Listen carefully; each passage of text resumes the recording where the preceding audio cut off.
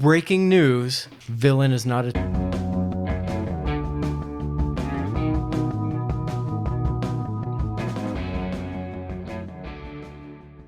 Welcome back to Bourbon and Bond with the Boys. I'm Nick. And I'm Dave. We're back this week with The Spy Who Loved Me. Did she, though? I think she gave in. Okay. So this is Roger Moore's third movie now as Bond. Yes, we're deep into the 70s.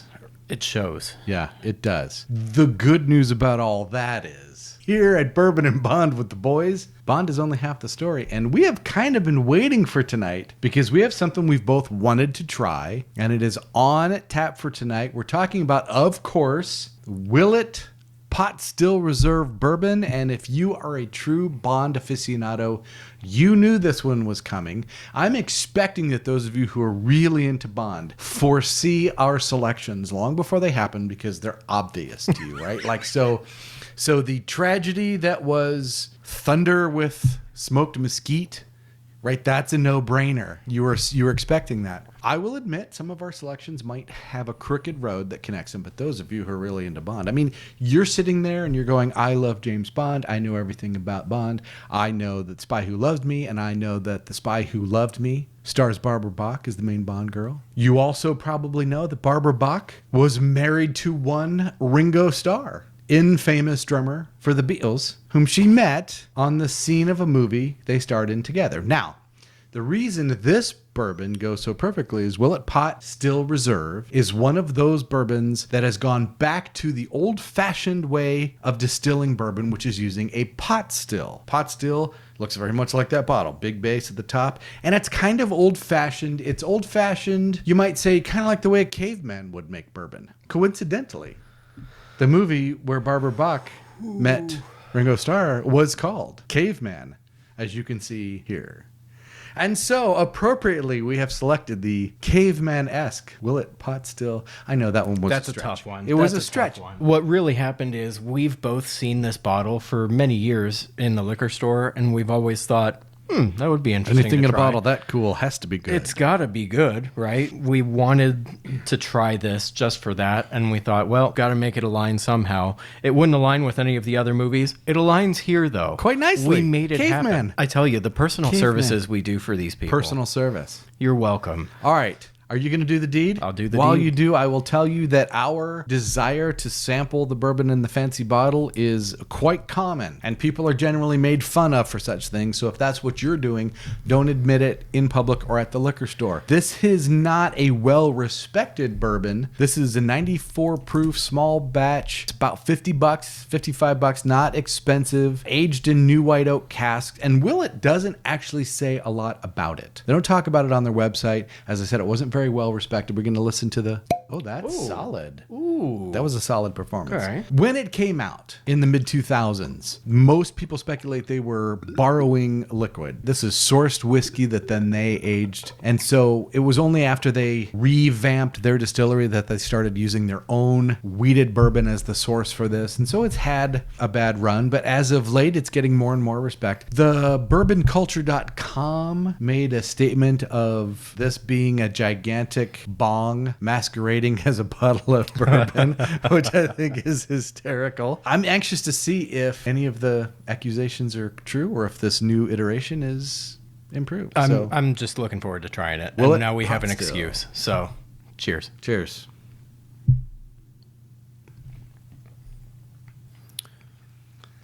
It starts quite sweet. It's got a very sweet first hit on the tongue, and then that burn lingers. But the flavor doesn't. It's a little bit like vanilla ice cream. I like vanilla ice cream, but if you're looking for something fancy, that's probably not it. The flavor hides right away while the burn continues. This isn't like, when we sampled the painted stave from the Diamond State of Delaware, we were really shocked because it was different. It was unique. It had a unique earthiness that finished with a little sweet. It was robust. And it hung in there. I wouldn't say the same thing about this. It's a little bit... Is ordinary too... I don't mean it in the worst possible way. A little bit ordinary, but not as an insult? It's not... No, that's not right. Because Four Roses is ordinary. No, Four Roses is such easy. A great way. Four Roses is easy. It's smooth. It's polite. Am I getting berries? I wouldn't call berries? it ordinary, though. Maybe a little hint of cinnamon back there. After that initial. That's weird, right? Yeah, it just kind of goes away. Yeah.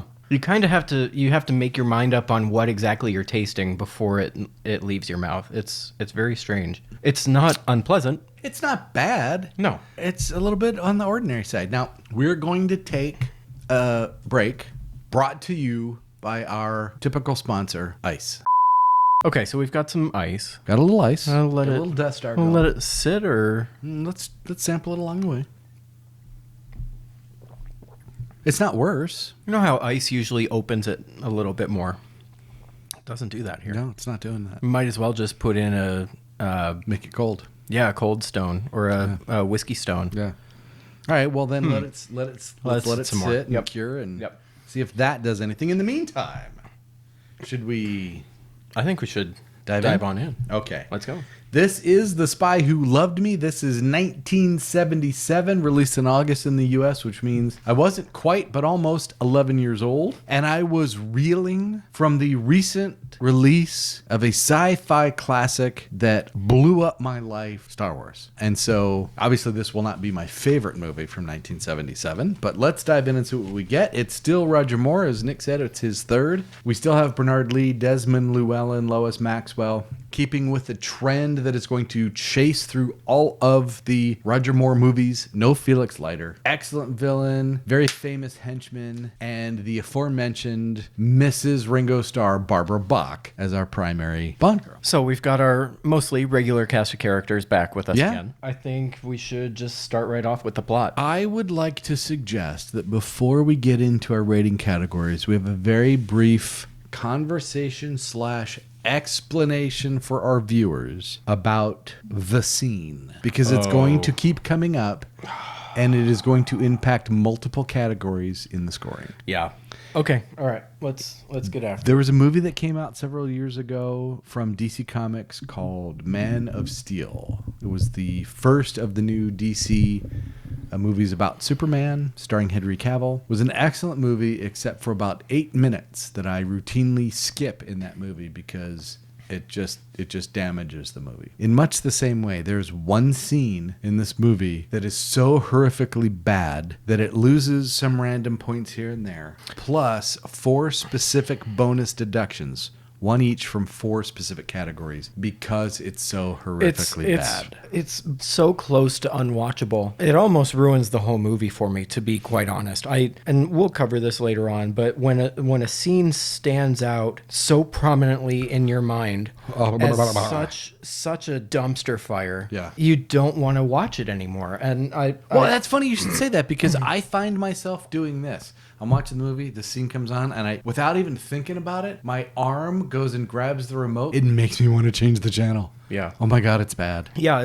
it's one that just stands out, and because it's so bad. so negative in our minds, and it affects so much. It affects Bond. It affects the writing, the acting. There are so many places that this is going to lose points, and we will discuss throughout this episode. If not for that scene, if we had gotten XYZ without that scene, an excellent then movie this on would their have been hands. this would have been great. This we're easily we're- cost them 6 to 8 points, Yeah. maybe 5 to 8 points. Yeah, so Easily. we're going to be talking about that, and that just gives you a little bit of insight into what we're talking about. Okay. That being said, let's get into plot. Plot tied to bad guy plan, and in this case, we have a very good bad guy, Yeah. and a very good plan. Kurt Jurgens as Stromberg. He's awesome. If you've never seen The Enemy Below, it is one of the best submarine movies of all time, and he plays the enemy German submarine commander.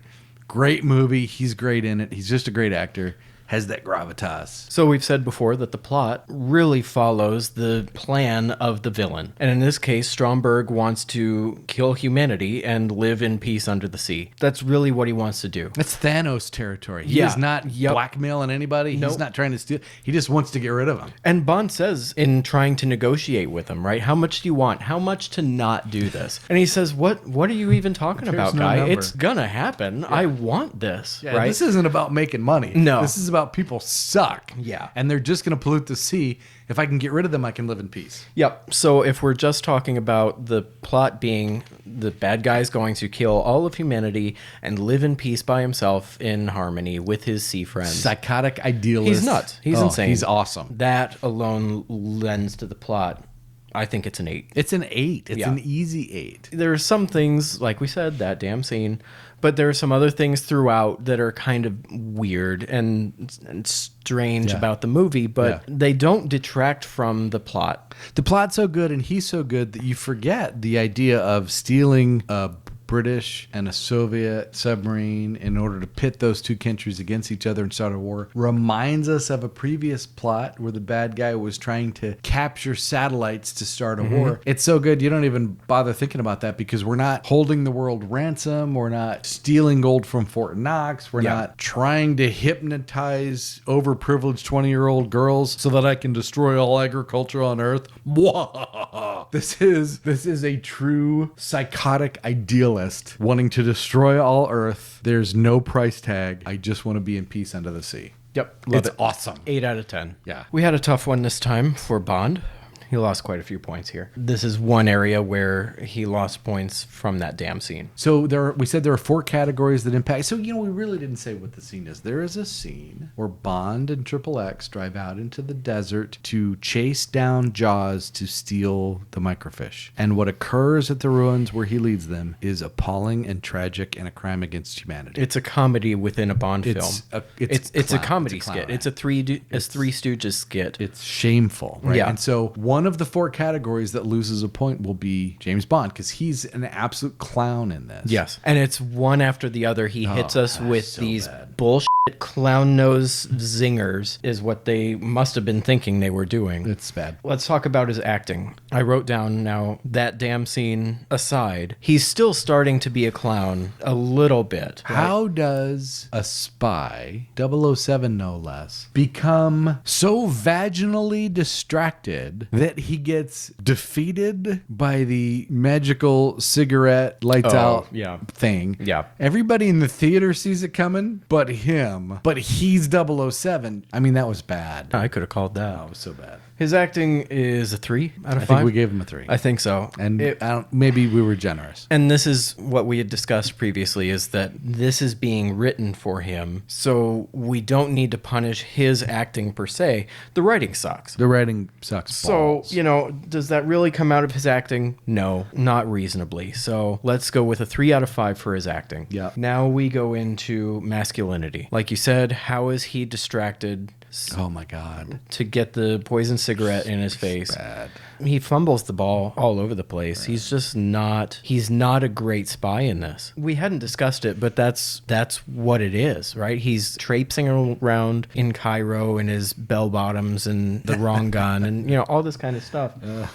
So he loses points for masculinity. There was a scene that I did like when the chubby henchman guy is chasing after him. The big square ball guy. And he's on the ledge of the building and he's holding on to Bond's tie. Yeah. He asks him for information or he's going to let him drop. He gets the information and he swats his tie. It's very Bond. Right out of the guy's hand and the guy falls to his death. It's very Bond. That was very well done. That was very well done. And that was a hard-ass moment from Moore in this movie. The rest of it, though, is just it's not straight great. clown. It's just not great. No. Yeah. So we've got a 3 out of 5 for masculinity and now hotness. He's starting to age, Dave. He's 50 when this comes out. He's probably 49 during filming. It's helped a little bit by the fact that Barbara Bach is 10 years older than Jane Seymour. So she doesn't look quite as innocent and vulnerable with this creepy dude hanging over her. Yeah. But still. He's aging and it's starting to It's show. not Octopussy and it's definitely not A View to a Kill, but it's not good. No, and it's not 4. So it's not 4. We did 3 out of 5 for hotness. So that gives us a 9 out of 15 for Bond. Is this our lowest Bond so far? What did we give to Dumbo Ears? We gave a 3-2-3 to Dumbo Ears. Okay. Ass chin. Yeah. Okay. Other than that, this is our lowest rating on Bond, other than On Her Majesty's Dumpster Fire. Good. I love that you're starting to see things my way. Nick has an irrational dislike of Roger Moore. It's irrational. He doesn't like them. Part of the reason Nick has an irrational dislike of Roger Moore is that he says Roger Moore is a clown. The problem is this project, which is a personal service that we do for you, has caused us now to look at Bond, not just more deeply, but more broadly as well. And we're starting to notice some trends. And some of the trends have been admitted by Eon and some of the trends have not. And one of the trends we've noticed, may not just be Roger Moore related. We're discovering that some of the things they do, the boundaries of them are not necessarily just the actor playing Bond. It could also be cultural and chronological. And what I mean is, once the 70s started, Eon seemed to take a different stance towards the James Bond movies. Americanization of Bond. The Americanization of Bond is something they started and admitted to. Diamonds Are Forever was entirely in Las Vegas. Live and Let Die was entirely a U.S. related problem. The other thing that they did not admit is, starting in 1971, we started to become concerned that the Bond movies aren't taking themselves seriously enough. And that trend contributes a lot to what you call Roger Moore being a clown. And it is hard to deny. Because of that, he looks like a clown. And so I might need to apologize. It's not as irrational as you thought it was. It's less irrational than I thought it was, because the movies are clownish and it makes him look like a clown. Mm-hmm. This movie really struggles to do less of it. And it causes me so much consternation because it's such a good movie, but it has just a few things that are clownish. Yeah. Right. So it still suffers from this trend that seems to be a 70s trend, which hopefully we'll see. Jettison towards the 80s. I hope. I don't have so we're high straight hopes, threes. but We're we'll straight see. threes. There's no way around it. Okay, villain.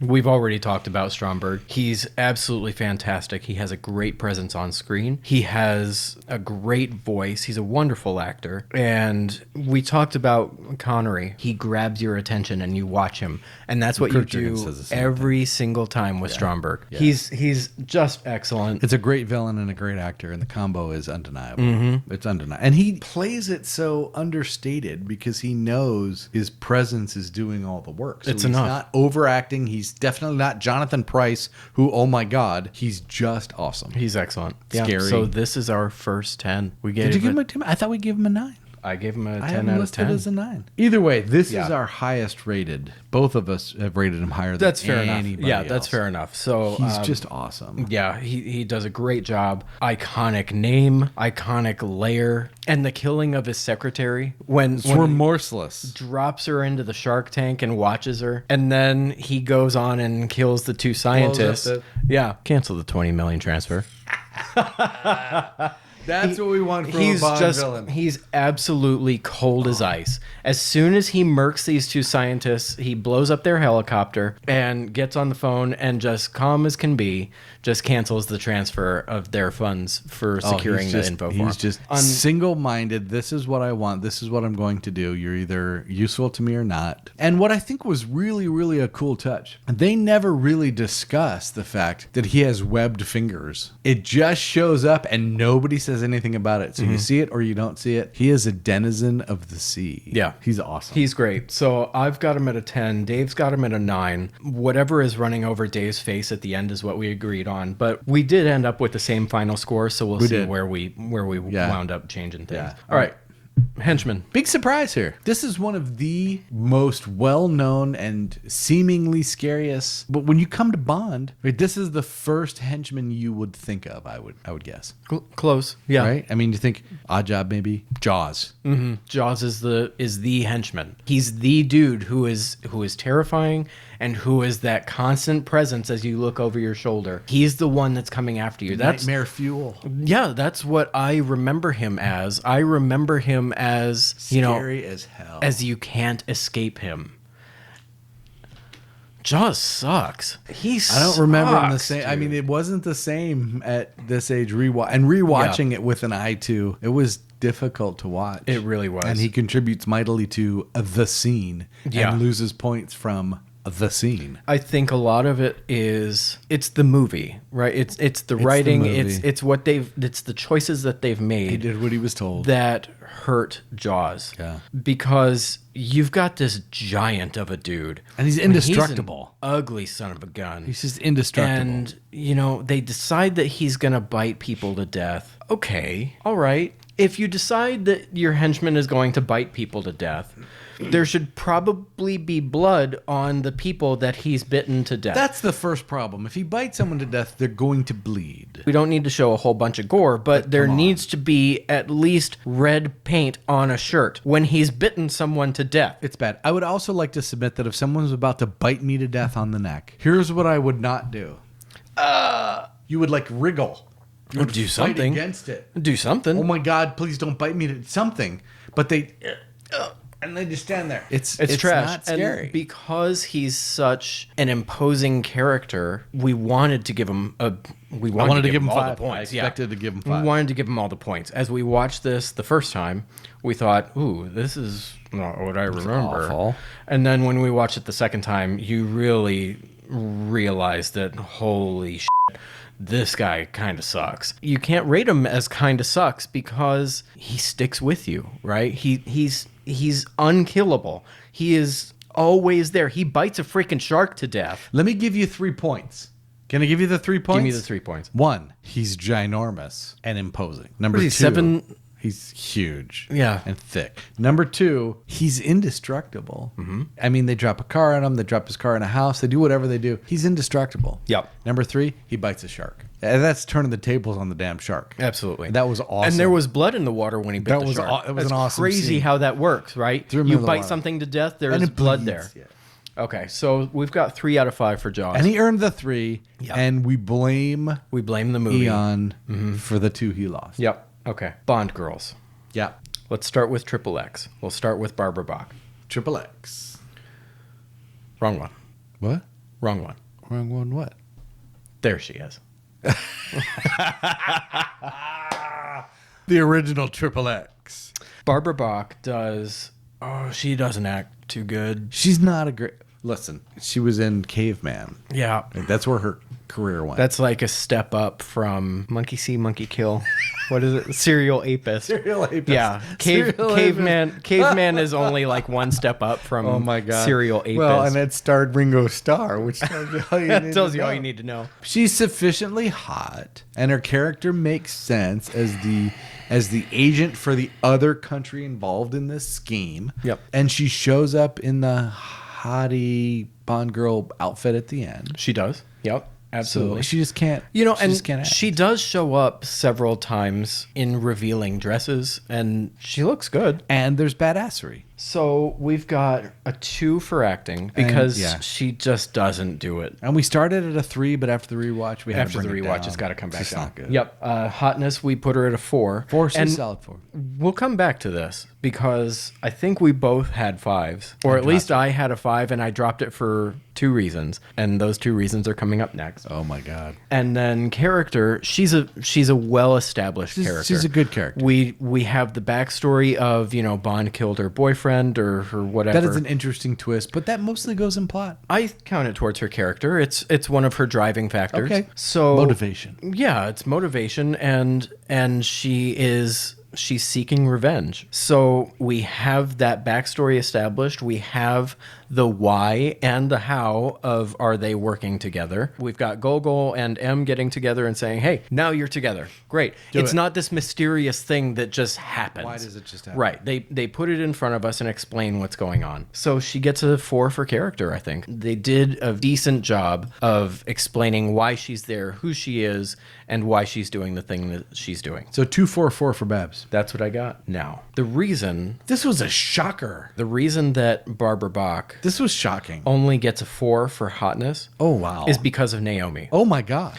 When you have someone who is supposed to be the hot Bond girl, when the movie purposefully upstages her with Naomi, and you've got Barbara Bach sitting there in a sweater and just self-conscious as hell in the presence of Oh, good Lord. Naomi. You cannot give the person huddled up in their sweater a 5 when the true 5 is standing right in front Let me of ask you a question. Who, when you say, quick, name a Bond girl, Who says Naomi? Who says Carolyn Monroe? No. Nobody. No one. And that's a crime. shocking to me. Yeah. She's awesome. Yeah. When she shows up on the dock to pick them up and bring them out to the sea station, she's in that bikini with the whatever the shawl thing. Oh my Yeah. God. Yeah. She's awesome. Yeah. And then later, when she's the one piloting the helicopter through the amazing helicopter chase thing, you're like, that's a bad bitch right Badass. there. Yeah, it's badass. She's awesome. Yeah. Carolyn Monroe. Good Lord. Not an actress. No. And She's a model.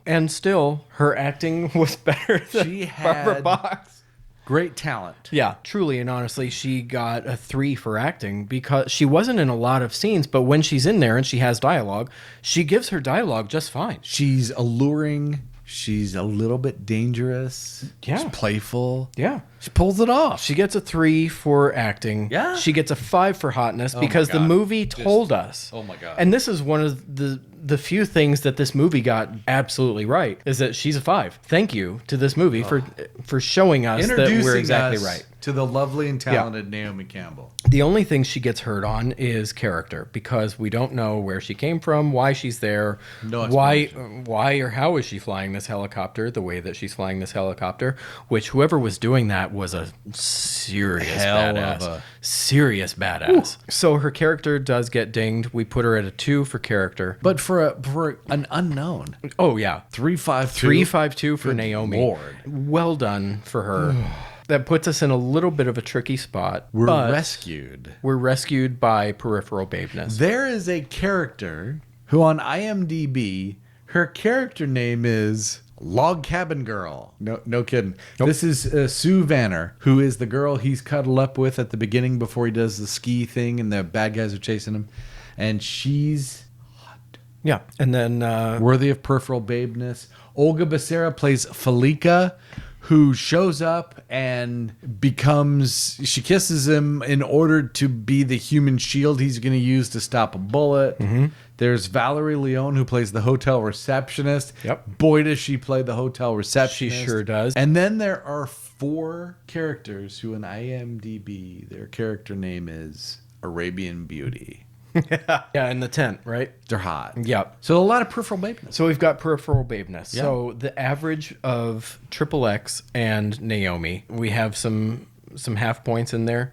Peripheral babeness is going to bring us up there. So We're rounding that up. means for Bond girls, we have a 3 for acting, 5 for hotness, and 3 for character. That is 1 full point, a half point in 2 different categories. It deserves of it. Rounding.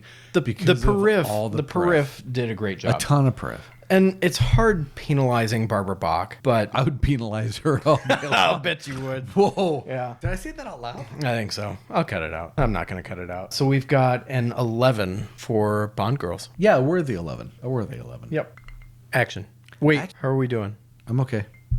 I'm just, honestly, guys, not anxious for the second round. Just not because it sucks, but because, All right, let's go to action. All right, action. There's a lot of it. There really is, and Boat chases, car chase that turns into a helicopter the chase. ski chase. This is the one with the ski chase with the With parachute. the amazing stunt off It's the... such a good scene. Yeah, it's a great scene, and you should recognize it Yeah. from the dumpster fire. Oh, yeah. That's what they were trying to do. Yeah. They were trying to get that shot. And they did it right And here. this movie got it right. Does it right. This one nailed it. This scene will also rear its ugly head again in A View to a Kill, but in that one they shit the bed real hard. Oh my so God. this one and got then it roll right. around in it after. Yeah, this one got it right. That was this a is great good. scene. Lots and lots of action. There's a ton of action. There's submarines. There's torpedoes. There's explosives. There's nuclear weapons. There are everything you want from a Bond movie. all of the gunfights. Everything you we want have from a we have a shootout at the boat with the 3 subs. This gunfight is rivaling the storming of the volcano. It's very much rivaling that. Yeah, in It's You that- Only Live on Twice. that scale. It was so It's good. epic. So on this one, we had really no choice to go with 8. It's an easy 8. 8 might be light. It's an easy 8. This So- is not a generous 8. No, this achieves an 8 and flat out. Oh, it's good. We just had to decide if we wanted to be overly generous, and we decided at the time no. But it does a great job with just piling on action. Action scenes. movie. We have not rated any movie at an 8 yet. No. Or at a 9 yet. So this is as high as we've rated This any is movie. high as we've gone so far. Yeah, it's good. All right, big 4. Big 4, yeah. We've got M. M is... He's sparse. And yeah, he's getting sparse old. is right. He is getting old. The age doesn't bother me. The age of M doesn't bother me. No. It's not like the age of Bond. It's that they're not using him enough. There's an M that I'm thinking of that when that person ages, that person appears more wise and knowledgeable, right? That's not happening with Bernard Lee. No. He just looks old. Yeah. And I hate to say something like that, but we get some close-ups of him and he's not aging well, and I don't know if they're doing something with makeup the clown parade or what it is. I don't know if they're trying to age him more with makeup or if they're just not doing a great job of hiding it, but he is aging. It's very apparent. You can be honest, he's the second best M. He's not the best M. No. Yeah, we all know who the best M is. We'll discuss that soon. I have a problem because I think he might be third best, but Oh, that'll be a discussion. yeah. Okay. I think he, who shall not be named, was real good. Oh, yes, you're right. Oh, Nick might be right.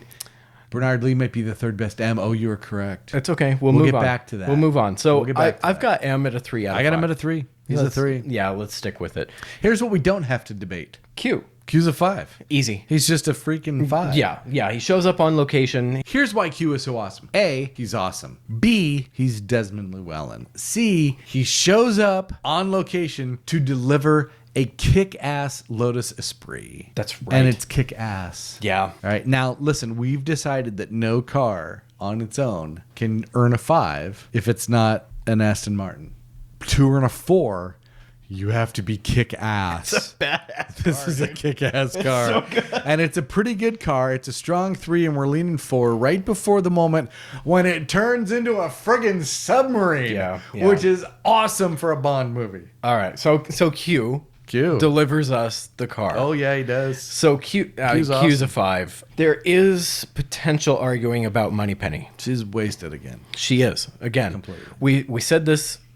We've said this a few times now. You have Lois Maxwell, and you're not using Lois Maxwell, and that is a crime against humanity. And now it's been wasted because now Lois Maxwell is also aging. yes, she is. And it's obvious. Yes, it is. She's not the same Moneypenny, which is strange because now you have someone who is basically the same age as Roger Moore, who's almost in the grave, flirting with Roger Moore. But she doesn't even do that in this movie. it's bad. She is wasted, and she has almost no dialogue. Let me tell you why she gets a 1. She She's gets in a the 1 movie. because we love Lois Maxwell. Yeah. If it wasn't her, And the same performance and the same role and the same number of lines and the same. yeah. If Lois Maxwell shows up, She gets a 1. you better believe she gets a 1. Yeah. And then use her for something. Yeah. Yeah, it's shameful. Talked about it already. Felix Leiter is a big fat goose egg. I don't understand the failure to do this. Frankly, we've been reviewing our scores on rewatches. Oh my gosh. I stick with it. I really and honestly do. I stick with Felix Leiter as a named character. Put him in the damn movie. That's it. That's all you have to do. There are helping characters here and all over the place.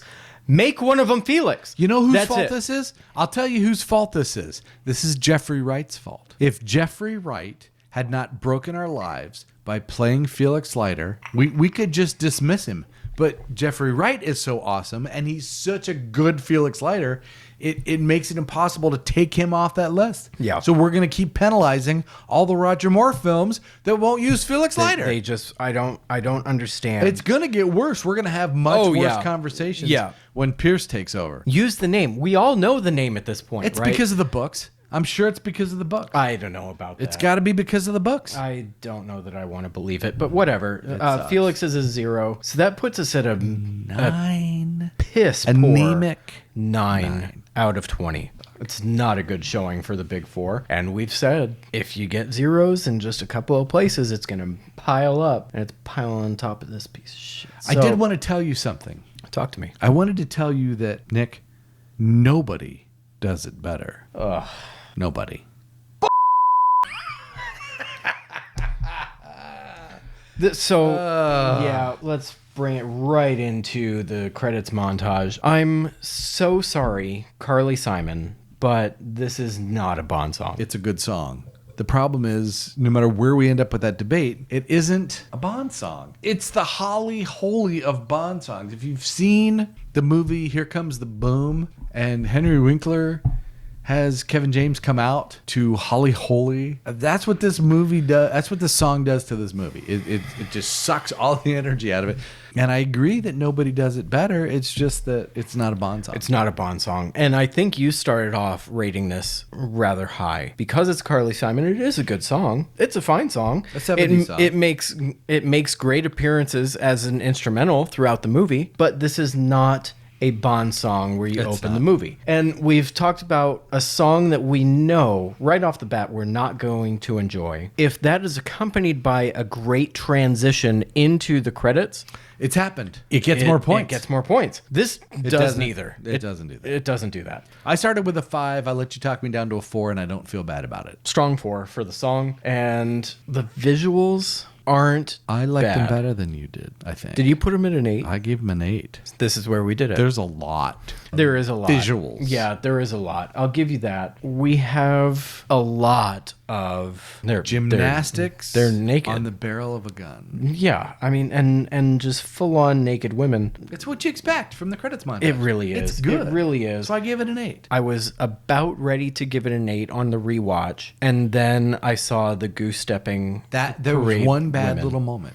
So there's a line of naked women with their Russian caps and SKSs, and they're goose stepping across in a silhouette. Yeah, they are. And what does he just blow them over or something? Yeah, and they just fall over backwards. It's such a bullshit portion of but that it's like intro. 4 seconds. It is 4 seconds, and for me, it was so below average that I was sticking to my -1, and I wrote it down in here, just -1, whatever Dave says.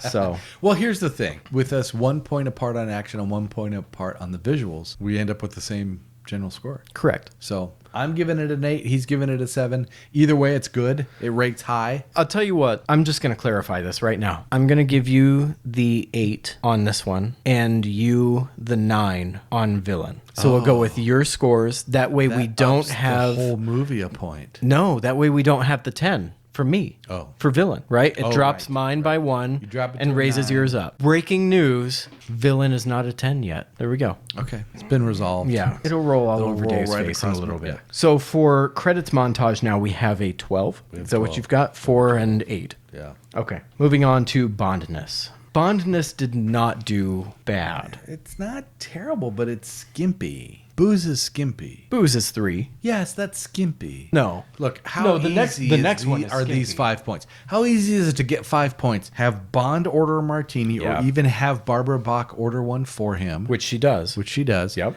And give him a bottle of champagne. Give him a That's dom. it. You got to get the It's champers. simple. And he does have the champagne. But we don't see him drink it.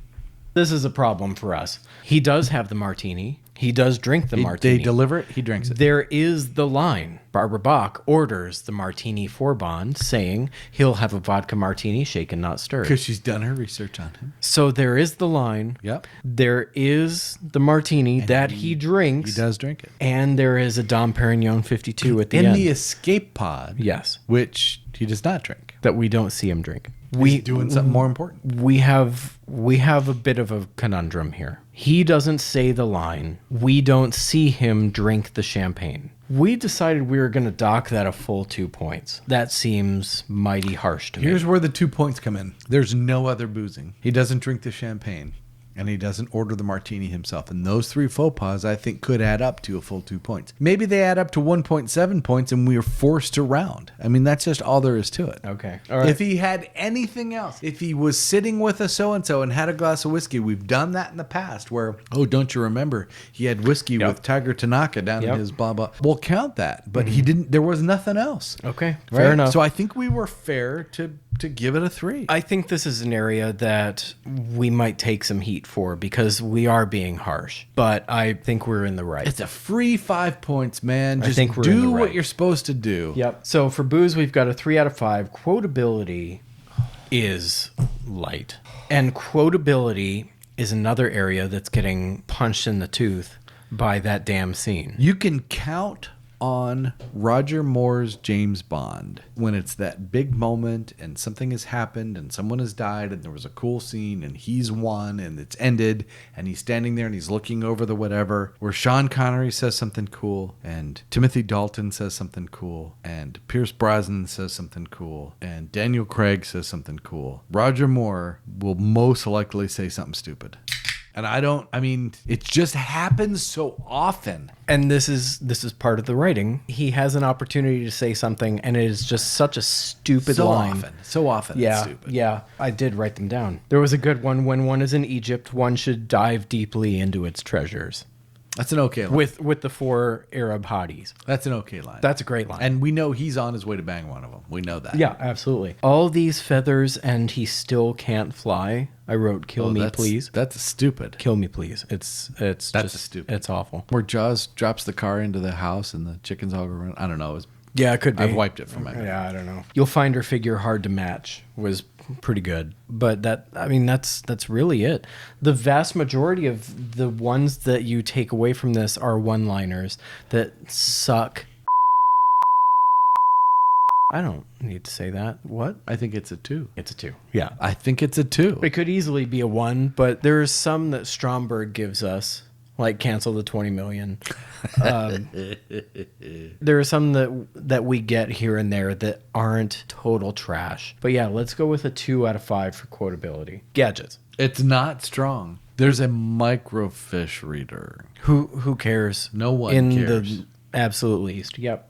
I wrote down it's a 2, and then I wrote something after that because you brought it up. So here's what I wrote. Should be a 2, but then he comes up with the IKEA Wave Runner, and that gives him a full point. Yeah, I reminded you about that. You did. I had forgotten about that. Yeah. I didn't remember that until the rewatch. So he's got the ticker tape watch when he's with Log Cabin Girl.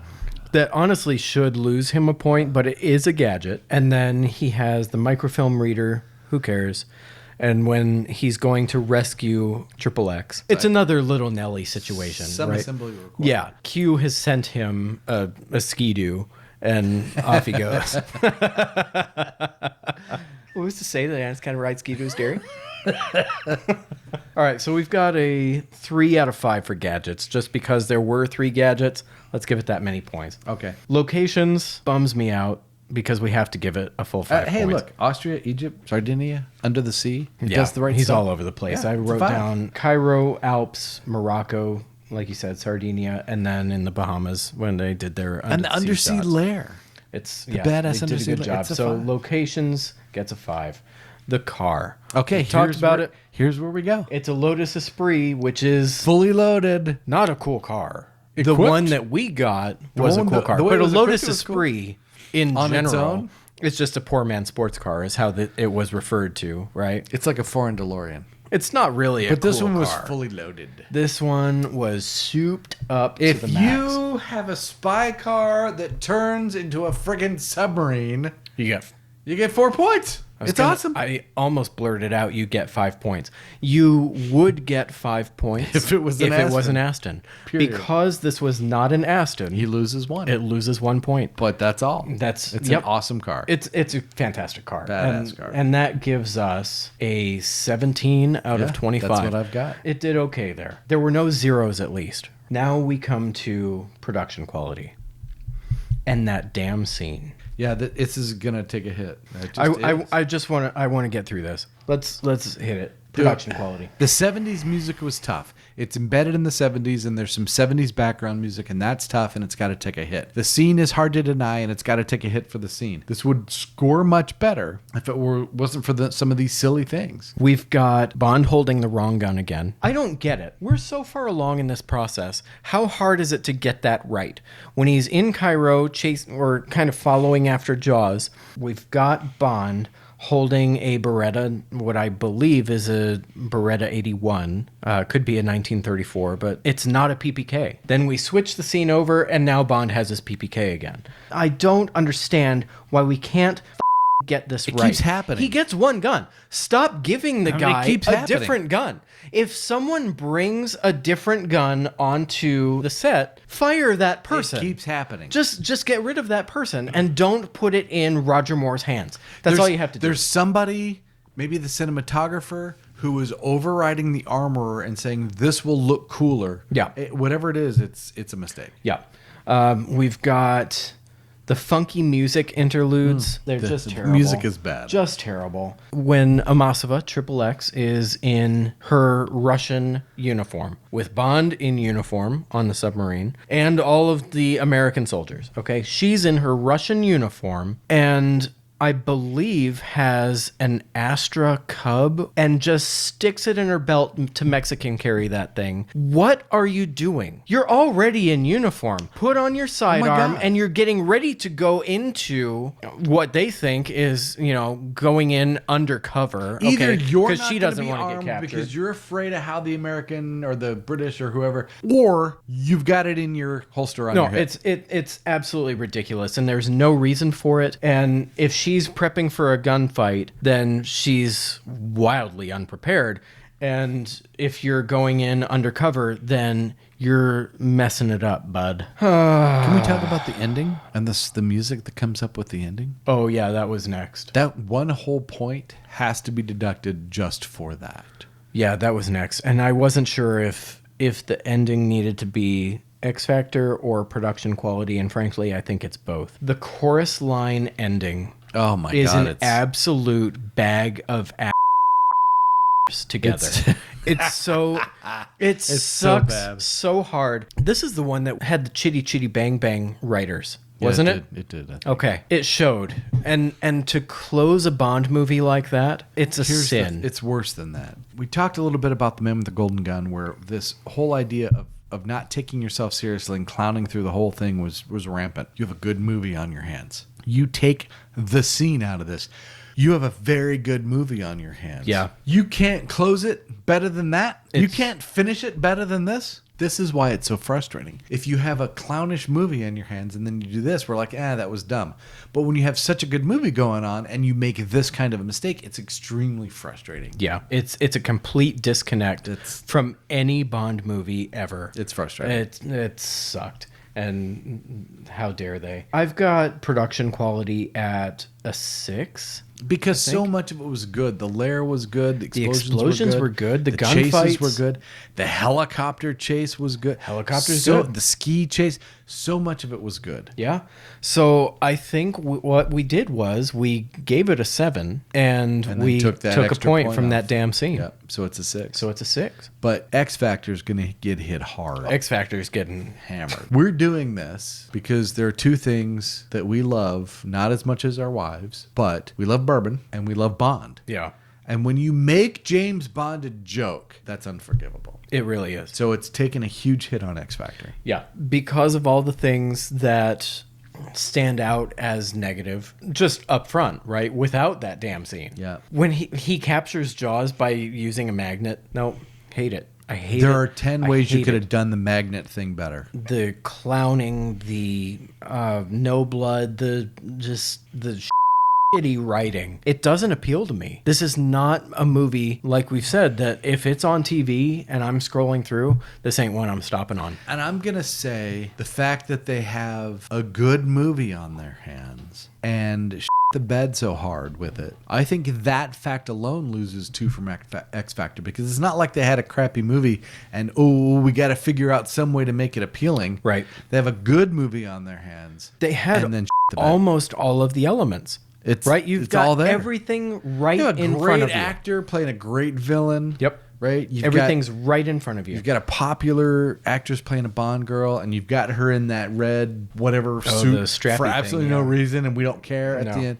right? And then to make some of the little decisions that just make it a joke. It's frustrating. It's frustrating because of the frustrations. We started at a 4, and then there's that damn scene. It's 3 points. It's 3 points. It's 3 out of 10. No way around it. No, there's really not. Should we run through all the elements of the scene that made us hate every?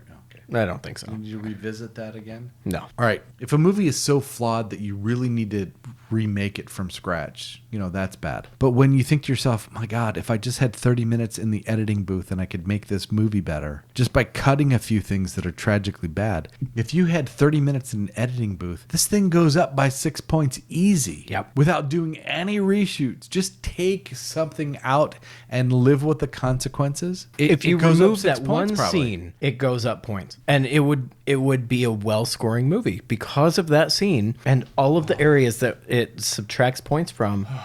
I wouldn't watch it. And this is a movie that scores very well, but it's one that that's it. They've got a good movie. it's one that if it's on TV, I'm not watching it. I'm passing it right up. All right, let's take a quick break to do some math, and we'll be right back. And we're back. So let's go through this really quickly. Let's put the numbers all over Dave's face. Starting with the plot, we've got an 8 for the plot. Yes. A 9 for Bond. Yes. 9 for villain. Yes. 3 for henchmen. Yep. 11 for Bond girls. Yes. 8 for action. 9 for the big 4. Yes. 12 for credits montage. Yes. 17 for Bondness. Yes. 6 for production quality. And 3 for X Factor. That's what I got. Okay.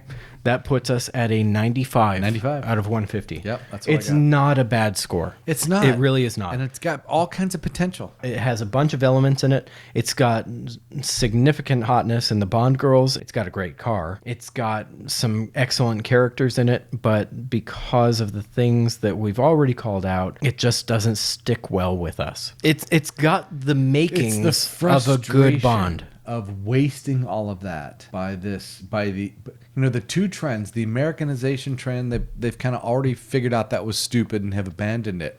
This trend of clowning around, the 70s trend of clowning around that they did in Diamonds, they did in The Man with the Golden Gun, and they did it here, and it hurts the movie. It's not as good a movie because of it. Right. And it's frustrating. Absolutely. Yeah, I couldn't agree more. Yeah. It scored fairly well because it has all of those elements. The elements.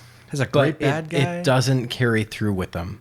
So that's why we've got a 63.3%, 95 out of 150, and I still would not watch this movie again. Yeah, that's the hardest part. When it just... I don't think this is a reflection on our grading criteria being wrong because the elements are there. But with X Factor and production quality being what they are, I think that's where it makes that difference. That I'm going to pass this right over. Yeah.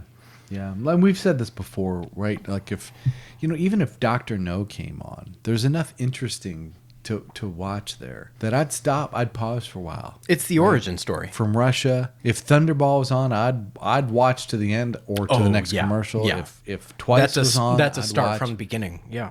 If Diamonds was on, I'm changing the channel. If this movie's on, it's gone. I'm changing the channel. It's gone. Yeah. Right? It's disappointing, but it's true. And frankly, I think the same can be said for Will It Pot Still Reserve. I'm telling you, I don't know a better word for it than ordinary. Yeah. It's not bad. I would not tell you don't go buy this because it's not bad. It's just that of all the things I've got on this shelf, I mean, obviously that piece of trash on the end. Oh yeah, I don't want to ever not touching that again. But I would drink this. Better. I would drink this again. If I was at a house and somebody served me this, I would drink it and not have to embarrass them. This is one of those things that I think if you're in our situation and you think, I've always wanted to try that. Try it. It's worth trying. Just try it. It may be your cup of tea. Yeah. It's ordinary. It's drinkable for sure. There's nothing that makes me cringe and want to put a do not drink sticker on this one. Yeah. But it's not what I was hoping for at all. No. And I think it's $56. Yeah. At Total Wine. For $56, I can get 2 Four Roses Yellows. That makes me want to say a shout out to our friends at Never Say Die Bourbon in England. We love you. It makes me want to say a shout out to Painted Stave Distillery in the Diamond State. Mm-hmm. We love your bourbon. It's awesome. It makes me want to shout out even, Charles Goodnight Texas Bourbon and say, wow, man, that's a powerful dram right there. This one doesn't make you want to shout it out. No, it doesn't. And now we just need to get rid of it because it's a weird shaped bottle and you don't need that in your shelf. My wife's going to want the bottle. Oh, okay. She'll want to do something with the bottle. But not in the liquor cabinet. You just got to clear space it's going to take something normal shaped. Right. Yeah. This one is not a no, but a thank you will pass for now. Yeah. But knowing that if it's the last thing we had to drink, Sure, you'd be okay. then okay, fine. But if you're thinking, I wonder if I should go spend $55 on a bottle of Willet Pot Still Reserve, Yeah. go to Painted Stave Distillery, buy yourself a Absolutely. State bourbon. Yeah, You'd absolutely. be much happier with it. Yep. If Get some Four Roses. You get 2 bottles of Four Roses. what I'm saying. And have $10 to get a burger on the way home and be way happy. That's what I'm saying. If Thunder with smoked mesquite was the last thing I had to drink, Oh, that is way better. I wouldn't drink it. No. Screw that. I dump it out Yeah. and hope to collect condensation in the bottle. Just throw it out. This one I would drink again. Sure. It's just a matter of there are better things. If you've got other And- things, you'd choose them first. Yeah. Yep. Absolutely. Yeah. Okay. What do we have next? Next, I'm trying to drum up some enthusiasm, and I'm struggling to because obviously Eon Productions looked around to the late 70s and the early 80s and said, oh, Star Wars, we should do Bond in space. And they produced Moonraker, which I don't think is going to score as well as Spy. We'll see what happens. So until then, oh my, not enthusiastic, No. but we'll get to it. We and got to we'll- do something about it. Yeah, we'll do something. Well, until then, I'm Nick. I'm Dave. Cheers. Cheers.